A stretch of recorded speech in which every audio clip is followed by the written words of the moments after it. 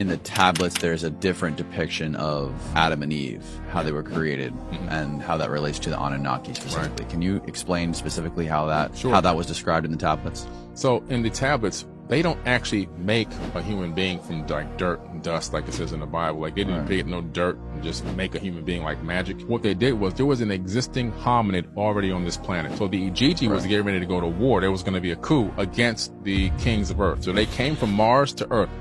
The gods, they fell from heaven. That really, they were the angels. They were a lower class than the level of Enki and Enlil. They didn't call them gods. They were like angels.